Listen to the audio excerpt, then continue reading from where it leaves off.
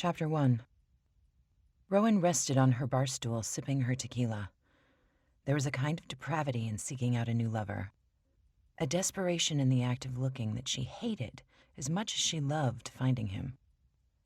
Bodies drifted by, carried by the colorful strobing lights and rhythmic music. She preferred dark places like the club because her vibrant red hair didn't stand out quite so much.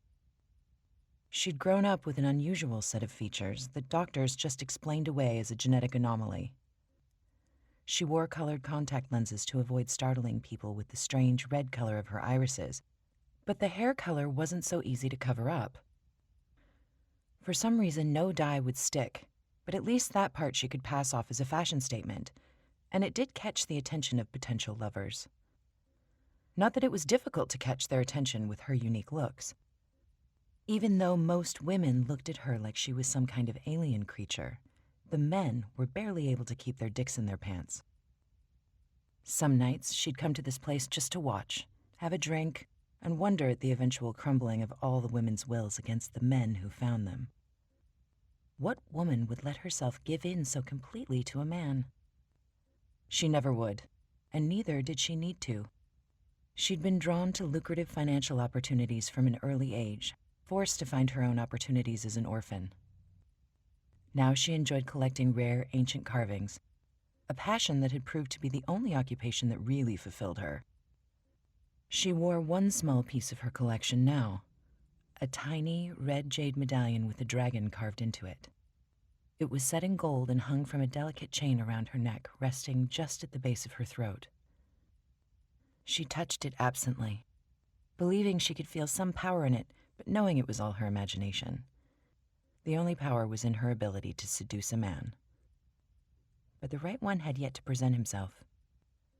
She entertained herself watching the club patrons in the meantime.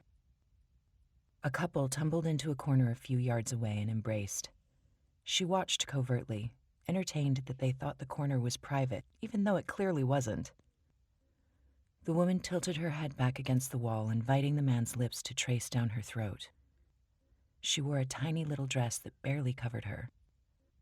Easy access, Rowan supposed, taking a sip of her drink. A dark shape sat down at the bar beside her. "A round of drinks says he'll fuck her right here," a rough, thickly accented voice said near her ear. She didn't look at him, but her skin tingled in a way that let her know he was the one. Sexual premonition? Maybe. Whatever it was, she never needed much information to know a man was worth her attention. This one's voice, the gruff tone and foreign accent, were enough for her to know without even seeing him, and she smiled at the challenge he'd offered. 2 shots of tequila as he goes down on her. She said it without turning back to look at him, though she could feel his presence beside her. "Oh, darling, that's cruel. To yourself, I mean. A man never goes down on a woman unless he loves her." The small hairs on the back of her neck stood up when he said darling. "That is patently untrue."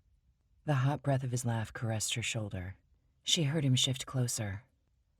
Out of the corner of her eyes, she glimpsed a large, manicured, gold-ringed hand holding a glass. Ice clinked and the aroma of expensive whiskey hit her nostrils. She'd bet anything that the shiny watch band secured a Rolex to his wrist. None of it impressed her as much as his presence. So palpable, he may as well have already been sinking inside her, right through her little black dress. "You're right. I'd go down on you in a heartbeat. And I don't even know your name." Jesus, she was turned on by just his voice. She'd forgotten the couple in the corner, though she still kept her eyes fixed on them. Instead, she'd imagined she was that woman, and the man was her new friend.